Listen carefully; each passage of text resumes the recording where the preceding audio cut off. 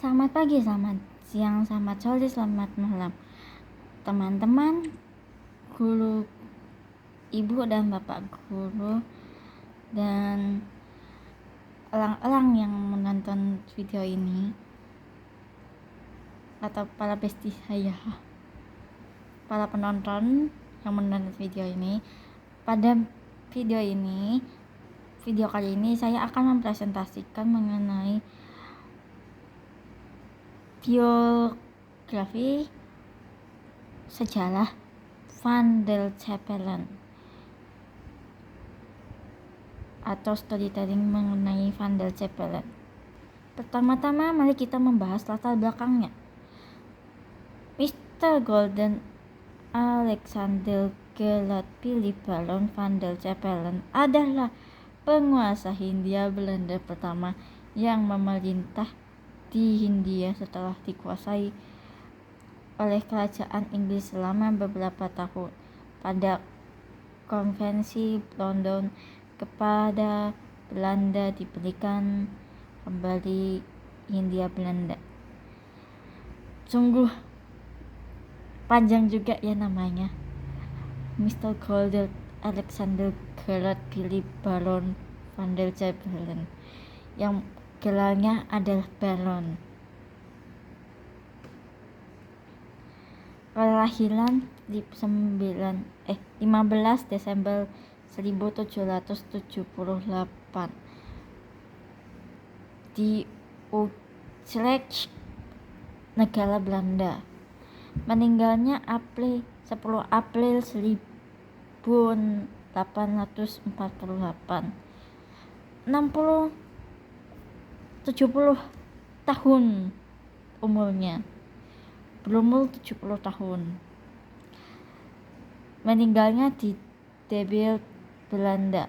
Kebangsaan Belanda tentu saja.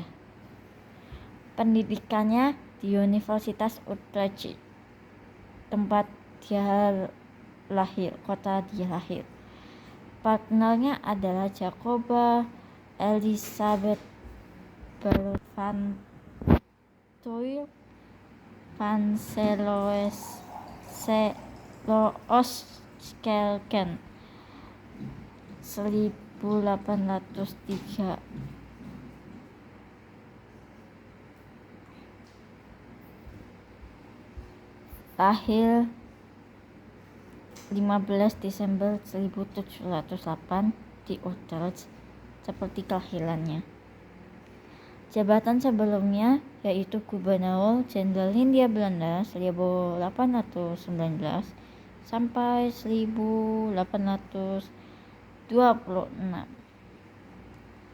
Van der Capellen memerintah antara tanggal 19 Agustus 1816 sampai 1 Januari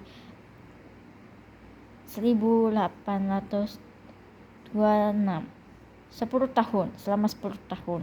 Ia merupakan Gubernur Jenderal di Hindia Belanda yang ke-41. Cukup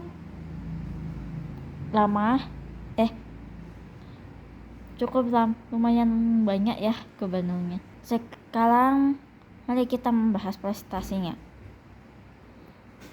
Untuk memperbaiki situasi ekonomi, Van der Capellen berusaha memajukan ekonomi warga yang sebagian besar adalah petani.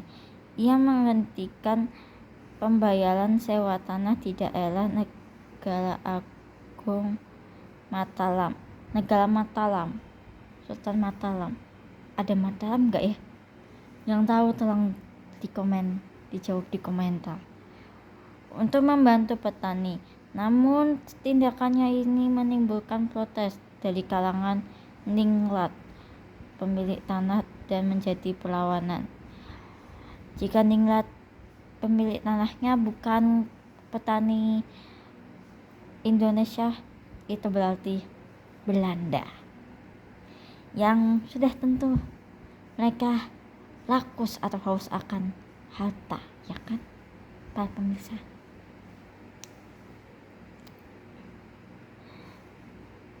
Dan pecahlah perang yang dipimpin oleh seorang pangeran Kesultanan Yogyakarta, Pangeran Diponegoro yang dikenal sebagai Perang Diponegoro antara tahun 1825 sampai 1830. Selama 5 tahun perangnya. Cukup lama, atau lebih tepatnya cukup singkat. Di Maluku, ia mengulangi sebagian monopoli perdagangan rempah-rempah untuk meredam ketidakadilan dan perlawanan rakyat. Untuk memajukan pertanian dan tingkat pendidikan, ia mendirikan Departemen Pertanian, Seni, dan Ilmu Pengetahuan untuk Pulau Jawa. Oh my goodness. Departemen Pertanian, yang suka bertani silahkan ke Departemen Pertanian. Yang bertugas memajukan pertanian melalui pendidikan umum dan profesional serta penelitian di bidang biologi. Profesor C.G. Leinwald, atau dikenal pula sebagai Direktur Kebun Botani Buitensorg.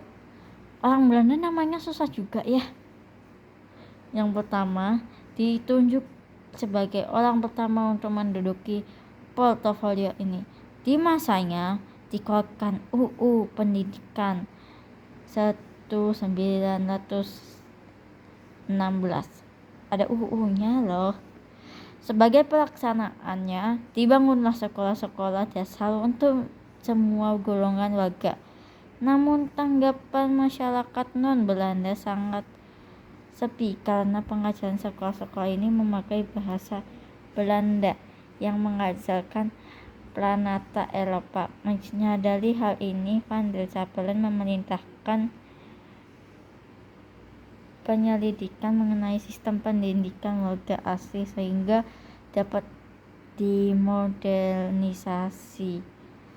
Dapat dikatakan ini adalah usaha pertama untuk memasukkan prinsip pendidikan Eropa ke masyarakat asli Indonesia. Oh, pendidikannya pakai bahasa Belanda. Sepertinya akan menyulitkan. No comment lah aku kalau pendidikannya kayak gini. Bakal meledak otakku. Yang setuju komen di bawah. Di bidang kesehatan, tantangan yang harus dihadapi adalah wabahnya penyakit cacal air, cacal kutu, cacal apapun lah. Leinwald berusaha keras menyadarkan warga akan pentingnya sanitasi dan agar warga bersedia diimunisasi. Jadi imunisasi berasal dari Belanda, gengs.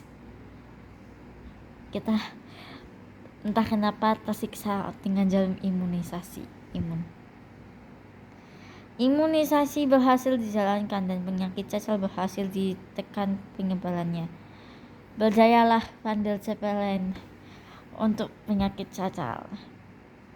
Van der Capellen yang sangat liberal ini tidak disukai kalangan atas di Hindia Belanda karena dianggap terlalu lemah. Lemah dalam hal kelakuan harta, lah kayak kowe, ya kan?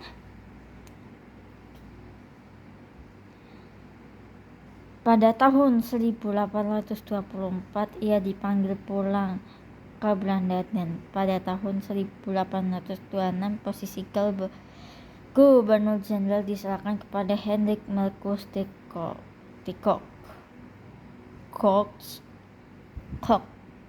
Knoket lah. Untuk menghormati jasanya, di kota Batu Sangkal, ibu kota Kabupaten Tanah Datar, didirikan benteng menurut namanya, yaitu Fort Van der Capellen. Yang tahu bentengnya tolong tulis di komentar wilayahnya mana atau enggak alamatnya. Kepo aku.